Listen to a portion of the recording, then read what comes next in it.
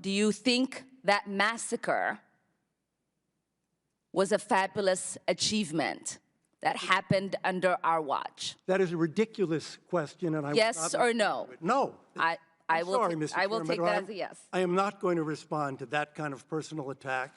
Grab a chilled drink, sit back, and don't move, because this exchange between Ilhan Omar and Elliot Abrams gets heated fast. Something just happened in this hearing that nobody saw coming, and the moment completely changed the direction of the hearing. Before we break it down, hit that like button, subscribe to the channel, and turn on notifications so you don't miss the next political showdown. Let's get into it. Regarding your involvement in the Iran-Contra affair, for which you were later pardoned by President George H.W. Bush. I fail to understand why members of this committee or the American people should find any testimony that you give today to be truthful. If I can respond to that. It wasn't a question. That was not a question. I reserve the right to my time. It is not right. That was not a question. Committee can attack on February a witness 8th, who is not permitted to reply. That was not a question. Thank you for your participation. On February 8th, 1982, you testified before the Senate Foreign Relations Committee about U.S. policy in El Salvador. In that hearing, you dismissed as communist propaganda report about the massacre of El Salvador. You later said that the U.S. policy in El Salvador was a fabulous achievement. Yes or no, do you still think so? From the day that President Duarte was elected in a free election to this day, El Salvador has been a democracy. That's a fabulous achievement. Yes or no, do you think that massacre was a fabulous achievement that happened under our watch? That is a ridiculous question, and I yes or no? No. I will take that as a yes. I am not going to respond to that kind of personal attack, which is not a question. Yes or no, would you support an armed faction within Venezuela that engages in war crimes, crimes against humanity or genocide, if you believe they were serving U.S. interest, as you did in Guatemala, El Salvador, and Nicaragua?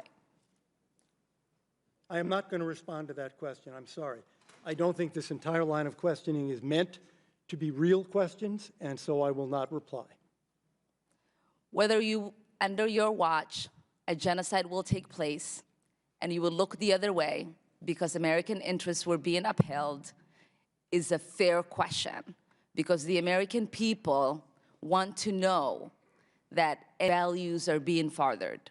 That is my question. Will you make sure that human rights are not violated and that we uphold international and human rights? I suppose there is a question in there, and the answer is that the entire thrust of American policy in Venezuela is to support the Venezuelan people's effort to restore democracy to their country. That's our policy. I don't think anybody disputes that. The question I had for you is that does the interest of the United States include protecting human rights and include protecting people against genocide? That is always the position of the United States. Thank you. I yield back my time. Omar came into this exchange with one major objective: challenge Elliot Abrams over his past involvement in U.S. foreign policy, particularly Iran-Contra and America's role in Central America. She immediately questioned Abrams' credibility, pointing to his 1991 guilty pleas for withholding information from Congress and the subsequent presidential pardon. From Omar's perspective, those past events raised legitimate questions about whether Congress and the American people should trust his testimony. But Abrams wasn't simply going to sit there and accept the accusations.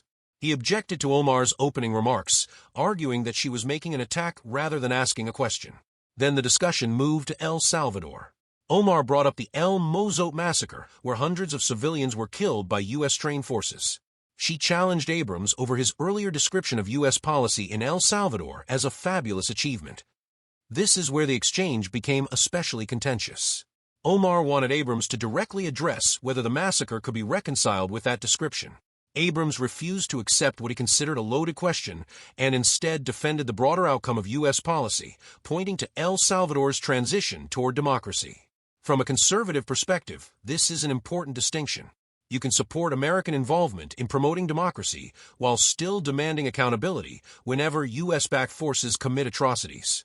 Patriotism shouldn't mean pretending America's foreign policy decisions are perfect. It means being willing to examine them honestly.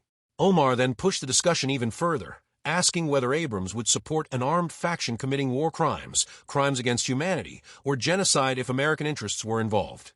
Abrams rejected the premise and argued that the United States was trying to help Venezuela restore democracy. And this is where the exchange gets bigger than Omar versus Abrams.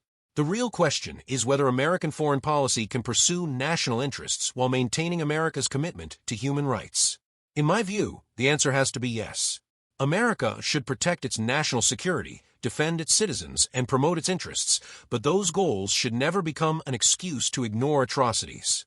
At the same time, politicians have to be careful about reducing complicated foreign policy history to a simple accusation.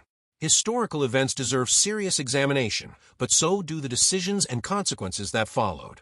Whatever side of the political aisle you're on, this exchange raises legitimate questions about accountability, American power, democracy, and human rights. And that's why congressional hearings matter.